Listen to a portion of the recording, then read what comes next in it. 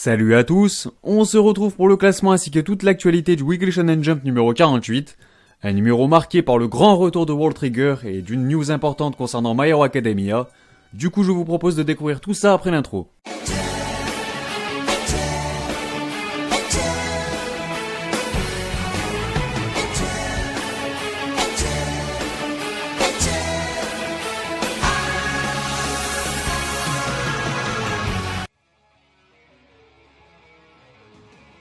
Bon bah comme d'habitude, vous connaissez la chanson, on commence avec la partie hors classement. Et c'est donc à The Promised Neverland que reviennent la couverture ainsi que les premières pages couleurs du magazine. Les autres pages couleurs reviennent quant à elles à Food Wars pour la 6ème fois de l'année, et à Yuna de la portion Yuragi qui profite quant à lui de sa 11ème page couleur en 2018. La mini-série The Comic est toujours de la partie avec un 3ème chapitre composé de 23 pages. On n'a toujours pas plus d'infos quant à la durée de la série, si ce n'est que son premier tome est prévu pour le 4 janvier prochain. Les nouveautés Shishunki Renaissance David Kun et Jimotoga Japan figurent encore hors du classement. On peut noter que c'est Jimotoga Japan qui a été placé en fin de sommaire cette fois-ci.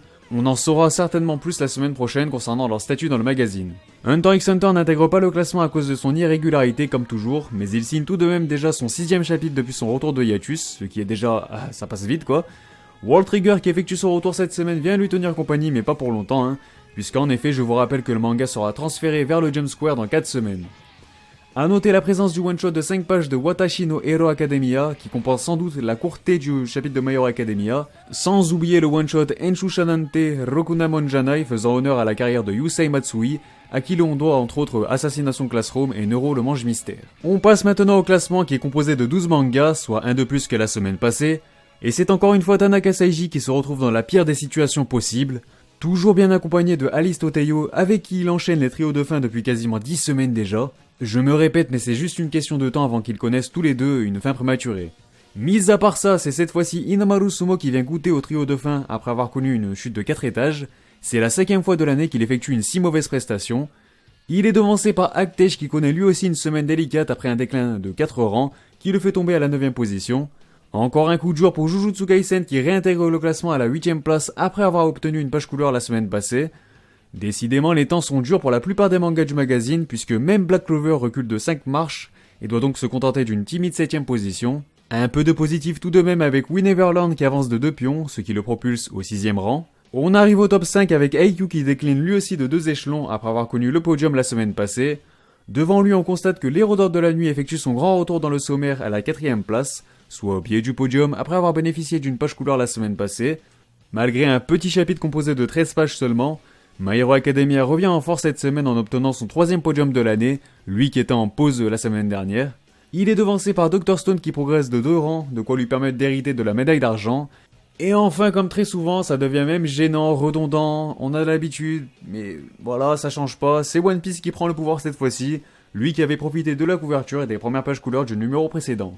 On enchaîne avec les informations concernant le Jump numéro 49, et c'est Black Clover qui se verra récompensé par une couverture et des premières pages couleurs du magazine. Pour la petite anecdote, il s'agira de sa 3ème couverture de l'année. Les autres pages couleurs reviendront au rookie Actage, au pilier AQ, et à Shishunki Renaissance David Kun qui aura aussi la particularité de bénéficier de 2 chapitres dans ce même numéro. Cela peut éventuellement nous laisser penser que c'est bel et bien lui, le nouveau gag manga du magazine. Vous savez, celui qui est placé systématiquement en fin de mag et donc hors du classement, puisqu'il aurait théoriquement dû connaître son premier classement dans le numéro 49, donc dans le prochain. Enfin bref, affaire à suivre. Sur ce, place à la rubrique actualité et on va directement enchaîner avec quelques informations concernant le Jump numéro 50, donc celui dans 2 semaines.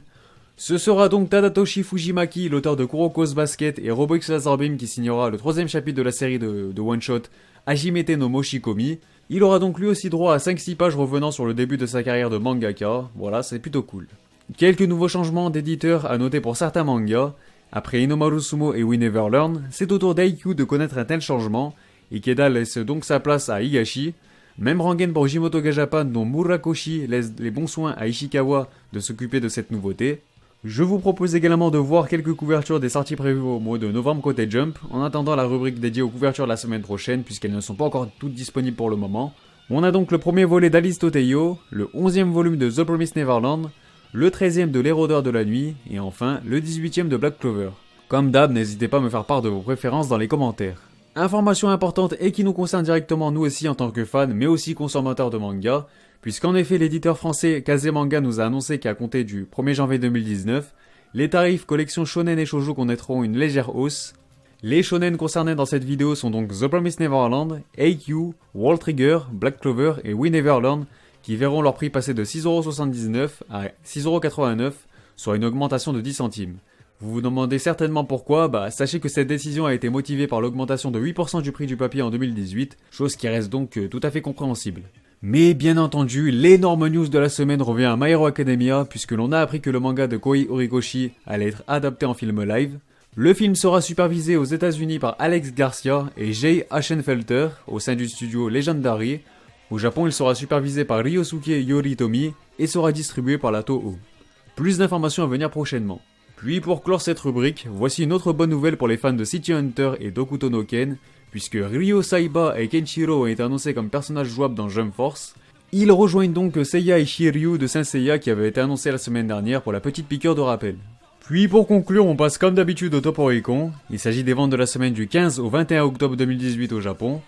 Et on entame ce top avec Gintama et son 75e volume qui dégringole de 27 places et on se retrouve donc à la 34e place. Son score de plus de 19 000 unités lui permet cependant de franchir le cap des 150K en quasiment 3 semaines. 17 rounds perdus pour le 90e opus de One Piece qui apparaît donc à la 29e marche du classement. On peut constater qu'il a enfin franchi la barre symbolique des 2 millions d'exemplaires vendus. Le 6e volume de Boruto dégringole quant à lui de 24 étages et s'écrase donc à la 28e position, soit juste devant One Piece. Il s'est quasiment écoulé à 23 000 exemplaires cette fois-ci. Son score avoisine désormais les 200 000 exemplaires qu'il devrait atteindre d'ici une semaine et quelques jours. Le 34e tome d'IQ se maintient dans le top 10 avec une bonne 7ème position, malgré un léger déclin. Cet opus s'est déjà écoulé à plus de 500K, dont plus de 61 000 unités cette semaine. Et enfin, Hunter x Hunter et son 36e volume continuent d'affoler les compteurs, avec quasiment 800 000 copies vendues déjà, c'est énorme, c'est complètement dingue. Même s'il a cédé son fauteuil de leader, il a quand même pris la peine d'ajouter plus de 84 000 exemplaires à son total. Je vous rappelle que vous pourrez retrouver systématiquement le Top Oricon complet ainsi que toutes les sources de mes informations sur le site Okashi et dans la description. Sur ce, la vidéo est terminée, n'hésitez pas à réagir sur celle-ci et sur le classement dans les commentaires. Je ne vous le demande pas souvent mais pensez à partager la chaîne et mes vidéos sur le Jump autour de vous. Je vois que ça intéresse de plus en plus de monde donc c'est vraiment cool. Merci encore pour votre soutien vraiment constant. Sinon n'oubliez pas le petit like si vous avez aimé la vidéo ou de dislike si vous n'avez pas aimé, c'est fait pour ça. Et de vous abonner si ce n'est pas déjà fait pour ne pas manquer les prochains classements. Voilà, et pour ceux qui veulent soutenir la chaîne, vous pouvez le faire sur ma page Utip en description. Ah, et pendant que j'y suis, tu peux aussi me follow sur Twitter pour suivre l'actualité de ma chaîne et plus. Si tu veux tout simplement plus me connaître, je t'invite à rejoindre mon serveur Discord, voilà. Il y a plein de petits fous et plus on est de fous, plus on rit comme on dit. Donc voilà, tous les liens seront dans la description comme d'habitude. Enfin bref, portez-vous bien et moi je vous dis, on se reverra.